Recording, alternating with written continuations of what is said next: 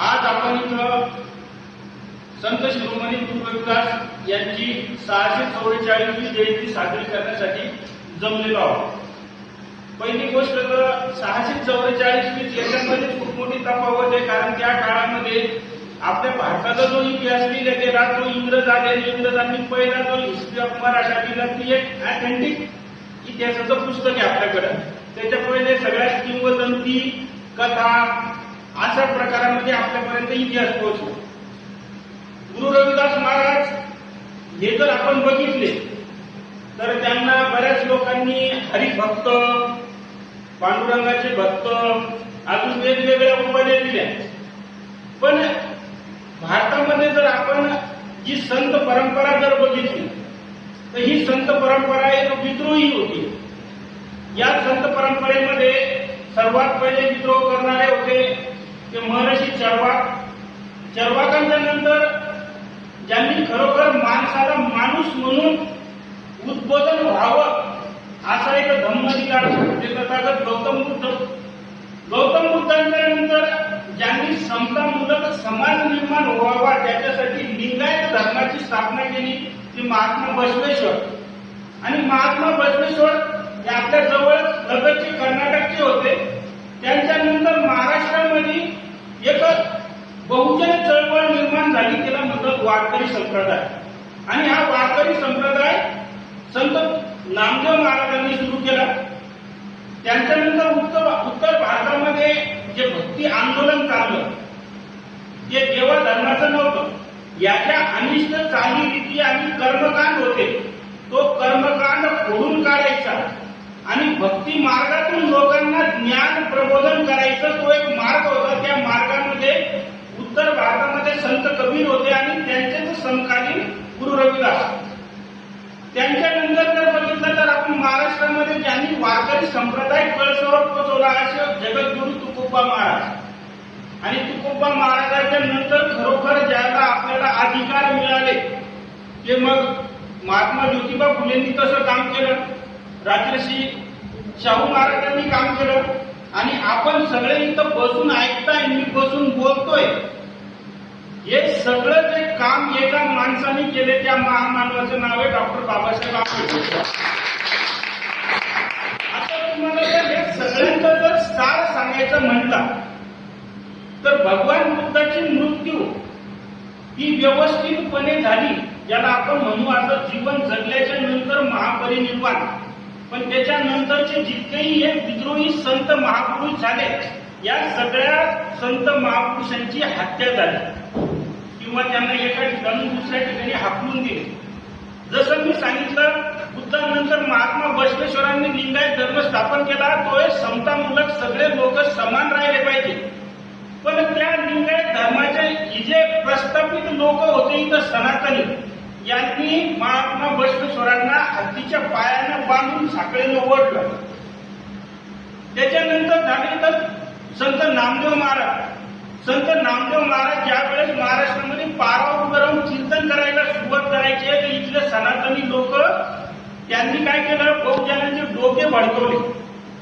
कारण आपले खूप विद्वान आहे साळुंके काय म्हणतात की ह्या ज्या सनातनी लोकांनी त्यांच्या फायद्यासाठी आपल्या धडावर आपलं डोकं ठेवलं, त्याच्यावर कलम केलेली आहे. कलम म्हणजे एक झाड जे असतं मूळ झाड कापून त्याच्यावर दुसरं एक हायब्रिड करतो आपण, तसे आपले डोके हायब्रिड झालेले.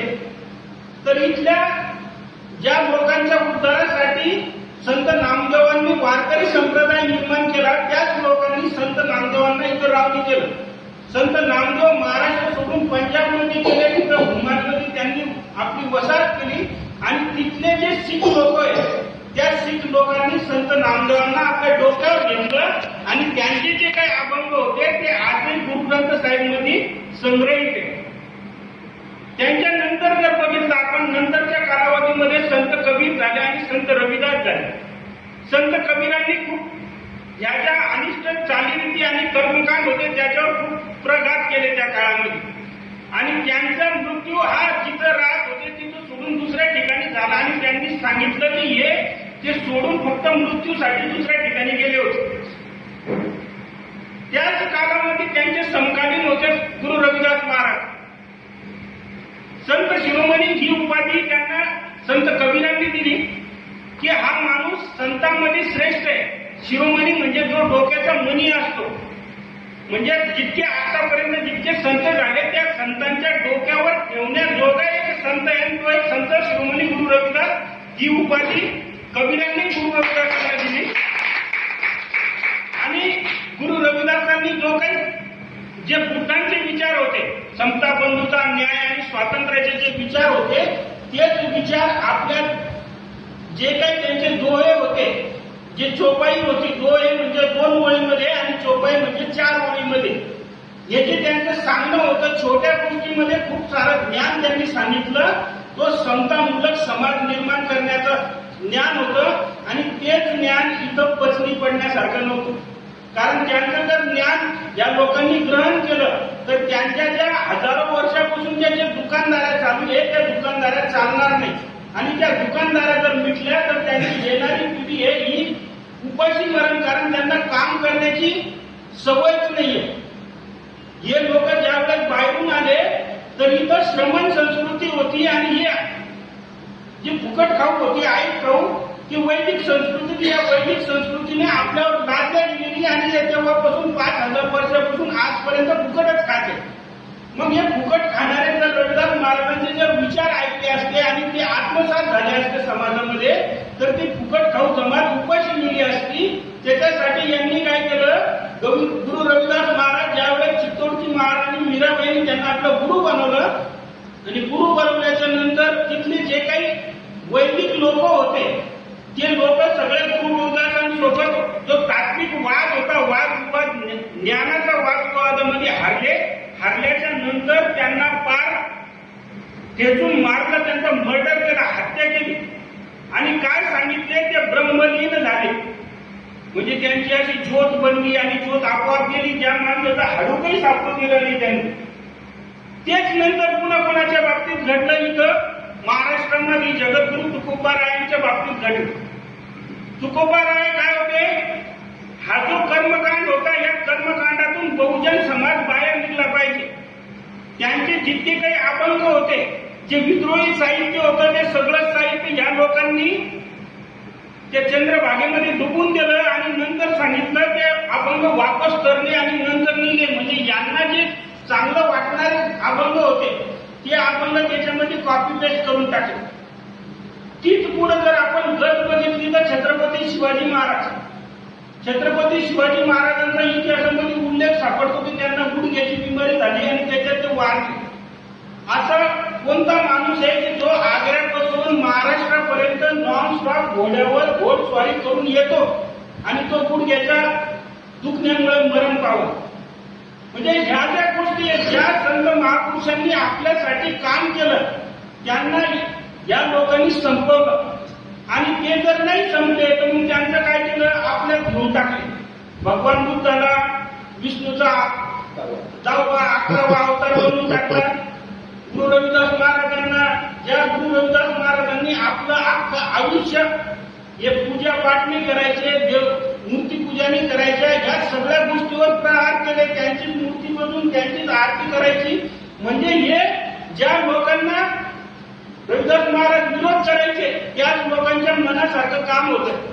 आणि येणाऱ्या 25, 30, 50, 100 वर्षांमध्ये बाबासाहेब देव होतील, त्यांच्या नावानं 90 होतील लोक. म्हणजे लोक आपल्या धडावर आपलं डोकं ठेवून काम करत नाही. बुद्धांनी काय म्हटलं, जे तुमच्या बुद्धीला पटतं तेच खरं, जे तुमच्या बुद्धीच्या कसोटीवर टिकत नाही ते सगळं खोटं समजायचं. बुद्धांपासून बसवेश्वरांनी तेच सांगितलं, कबीरांनी तेच सांगितलं, रविदास महाराजांनी तेच सांगितलं आणि महात्मा ज्योतिबा फुलेंनी तेच सांगितलं. पण आपण काय करतोय, ज्या मागच्या गोष्टी लागून आल्या त्याला पुढे त्याच्यावर तर्कशुद्ध बुद्धीनं कधीच विचार करत नाही. त्याच्यासाठी मी एक गोष्ट सांगतो आणि थांबतो. एक शास्त्रज्ञांच्या टीमनं एक प्रयोग करण्याचं ठरवलं आणि प्रयोग काय होता की एका खोलीमध्ये 10 माकडं ठेवायचे आणि त्या माकडाच्या वर एक केळाची एक फणी लटकून ठेवायची आणि एक शिडी ठेवायची. त्या माकडाला काही उडी मारायची गरज नसो, अशा शिडीवर जाऊन माकडाने आपोआप केळं तोडले पाहिजे. पण त्याच्यावर एक ऑटोमॅटिक सिस्टम असं लावलं की माकड जसं खेळ तोडायला वर हात लावून वरून कडक पाणी पाणी माकडावर पडायचं. मग पहिला माकड गेला, माकडानं पाहिलं, खेळाला हात लावून वरून कडक पाणी पडलं, माकड खाली. दुसरं माकड गेलं, तिसरं गेलं, आणि 10 माकडं. पण माकडाची नंतर काही हिंमतच होईना की आता हे नेमकं वर गेलं की पाणी पडतं कडक. मग शास्त्रज्ञांनी काय केलं, 8 दिवसांनी त्यातलं एक माकड काढलं आणि एक नवीन माकड ठेवलं, म्हणजे 9 जुने आणि एक नवा. मग 9 माकडं बसले आपले चुपचाप. नवीन माकड आलं, झाले खेळत आहे, आपण ती तोडून खाल्ला पाहिजे. मग तो माकड जातो, जसा हात लावायला जातो तर बाकीचं जो वरून पाणी पडायचं सोडा, बाकी 9 माकडं पकडतात त्याला, मी फटके देतात. वरून पाणी पडतं, ते 9ला माहितीये, या 10व्याला माहित नाहीये. मग तो दुसऱ्यांदा जातो, दुसऱ्यांदा फटके देतो, मग तो खाली बसतो चुपचाप. मग त्याच्यानंतर काय करते शास्त्रज्ञ, त्याच्यातलं अजून एक माकड काढतो, नवीन माकड टाकतात.